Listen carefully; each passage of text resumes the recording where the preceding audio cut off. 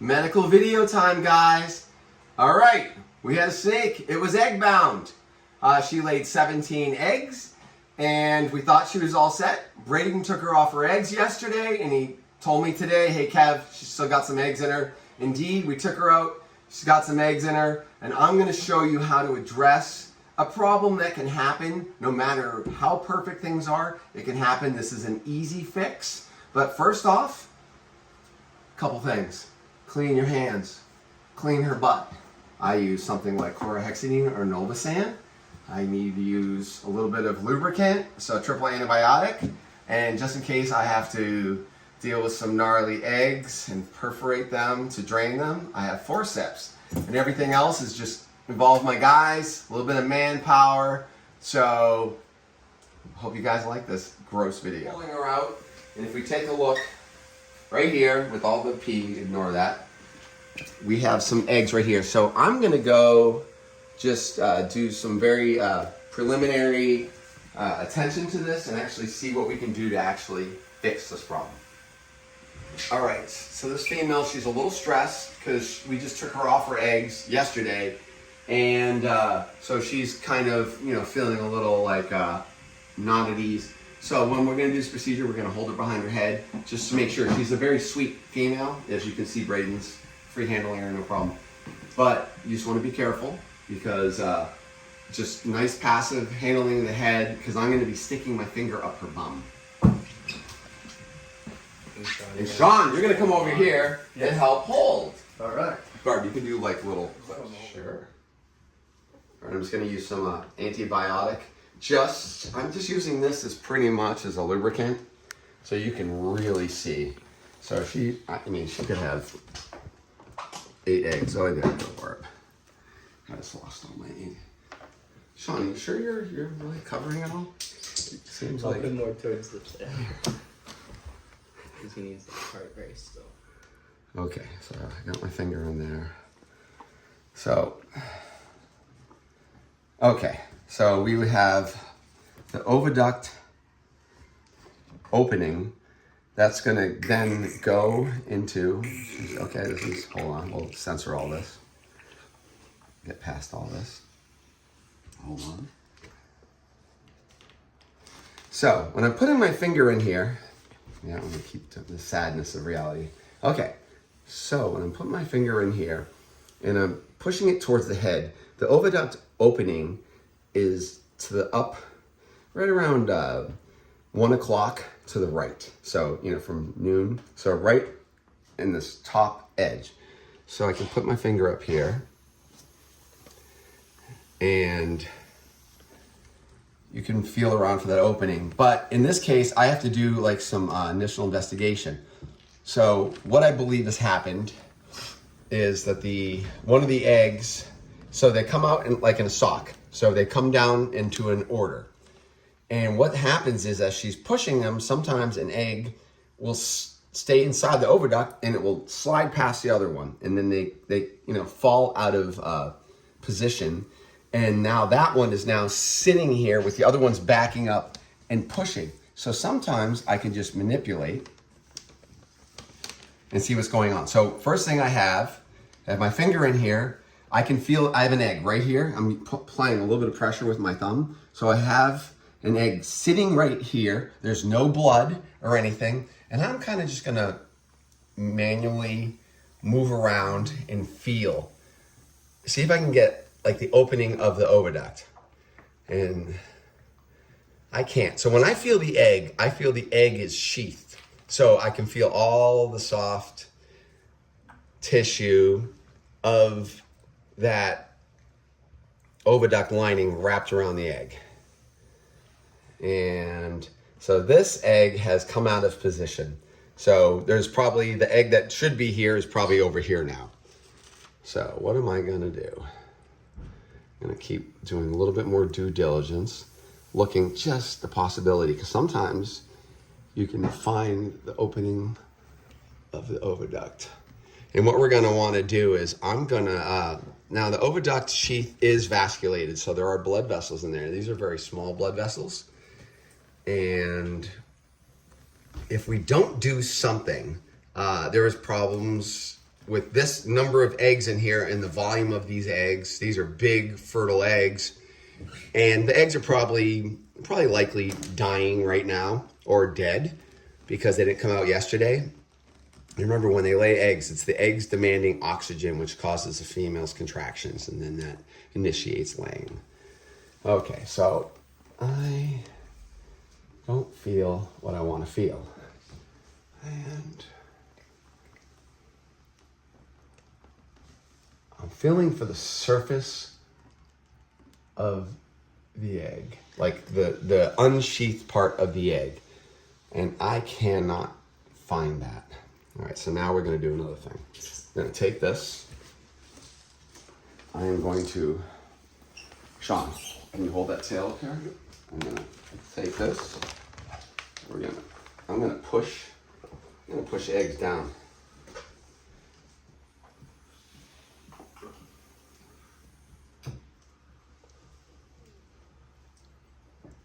I'm just doing it so they can freely go. Okay, now we're gonna bring her over here and she's gonna probably pee a bunch. So go back to this.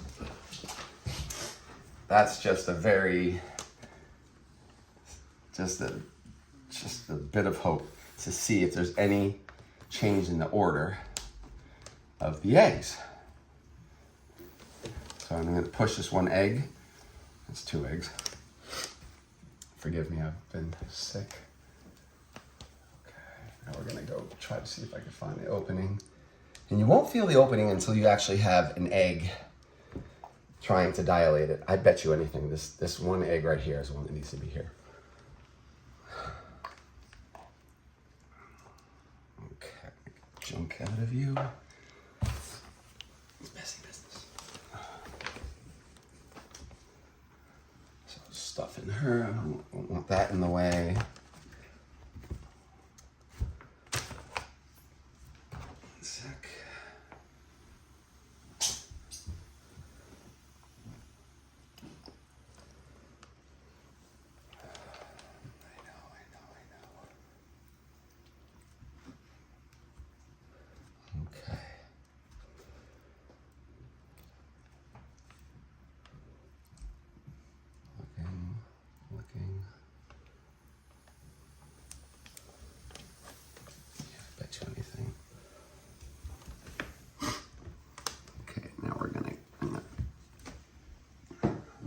This.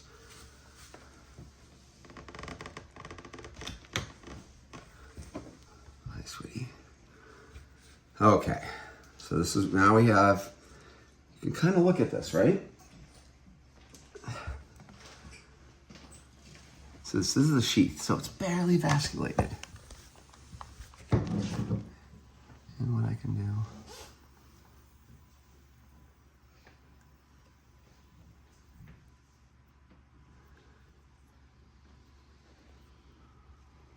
Feel some pebbling on this egg. So we're going to do that. And now we have an egg. So one of the most passive things you can do at this point, oh, we're good. You can let her go into laying the egg herself, but I can get this next one. Coming right down. Okay, here we go. This was out of its sheath. That's our problem. That is it. Okay, that was not in the sheath. So that had already burst through the sheath inside her, and that was just sitting there. So that is literally the problem.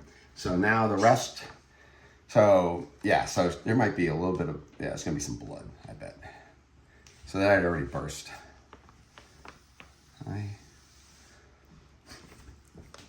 Oh yeah, those are all free. That's crazy. All right, this is gonna easily save her life. Okay, that's about it, guys. So stop. Do what? Your intro, because you just like did it without me. You didn't tell me you were gonna. Okay. Yeah. All right, guys, we're gonna go over some basic logic. The snake's little head is over here. That's its tail. So when they're laying eggs, they go down. This is out, will pull right out. So eggs go in order. One gets laid, then the other, and next. So in some cases, what happens is this, let's say in this example, this egg jumps out of order. So we have 1, 2, 3. Suddenly, in this case, we now have 2, we have 1, and we have 3. These eggs got out of order because 2 somehow slipped around as she was making contractions. 2 somehow slipped in the oviduct. So in its little carrier lining, the lining slipped past this one. And sometimes what happens is this egg has some calcification and there's this adherence. And you'll get these little calcified spots. There's various ones all over this. And oh yeah, here we go. So this has these little calcified spots. Hear this? And these attach themselves so they make it so they're like sandpaper. So they don't want to move down. So it's this sucker right here, I'd say. So it doesn't want to move down and it gets stuck. And as she pushes and pushes and pushes, she ends up pushing one of these eggs around. Now there is no exit right here. It can't leave. It can't go out. So it just sits there. So what we just did, we took this sheath where it wasn't vasculated. I opened it up and I allowed that egg to come out, and I was feeling some of the granulated areas. In this case, I would probably say what happened is this egg was stuck and the oviduct allowed other eggs, it probably ruptured somewhere along the line, and it allowed all these eggs to just go into her lower part of her body. And so this egg was what was down by the vent, and that was blocking it. So that's the one that we took out. I was able to remove these. These eggs are all nice, viable eggs, but they're probably dead, guys. All right? Because they've suffocated. So when this animal was getting ready to lay her eggs, the demand of 17, so I can add 17 and 4 is 21. The demand, that's often sometimes, retic's first clutch like this. Big eggs. The demand is so intense for the oxygen, it causes the female to start doing contractions, and the contractions initiate egg laying and then the whole process. And then after that, it's roughly about 90 days for those to hatch. So we can clean these eggs off. I could watch them for the next 24 hours, but I believe they'll probably be dead. If I were to shine this in a dark room with a flashlight, I'd see blood vessels, whatever. So anyways, wasn't that a horrible video? Once again, I'm sick. Bubblegum video. You guys are all going to suffer through it, but I hope you actually still enjoyed it. Of course, I haven't done many medical ones, so I guess this is a little bit to some of the people that like that kind of stuff. But let's stand up, show her how she is. I know. She's going to be fine. No problem here. Oh, and so you wonder, will she ever be able to breathe again? No problem. It's this is part of reality. First thing we'll do, we'll wash her off, because remember, the relationship with her and their eggs is smell. So we want to get rid of the smell so we get her back to eating. Because remember, to heal, they need to eat. They need to activate that metabolism, and activated metabolism. Here's the final outro. This is my little girl. She's a little jumpy, but she'll be none worse the wear. And this is something I'm just going to repeat. If you leave the eggs within her without going to like a vet where they can rectify the problem, what happens is, in many cases, the eggs will rot. And because there's significant amount of mass, so it's volume of an organic material trapped inside the animal that dies. That material dies, now it becomes perfect food and fodder for lots of things like bacteria because it's rotting material, organic material within that animal. And we don't want that. So the first thing to do is when your snakes are laying eggs, just do a little inspection, check them out, see what's going on. I just had a king cobra just do this to me too. We went in there, addressed it, and it was very easy, an easy little fix just to kind of make sure that we're feeding that snake really well as an afterthought. She had a couple slugs left in her and she was able to pass them. In this case, we had something a little bit more involved. But if I were to leave those eggs in there, her future is uncertain. And we really don't want any of that. She's very nippy. But you can see that's actually being a protective mom. So whenever possible, I have some other videos on retained eggs and how to manage it. But it's critical. It's important to do. And it happens. It happens in wild snakes. It happens in captive snakes. And reproduction is dangerous. All right, guys, let me know what you think of it. As always, I appreciate you as my audience. And we really have been trying to pick up speed on doing our videos. And you guys are stuck in bubblegum land.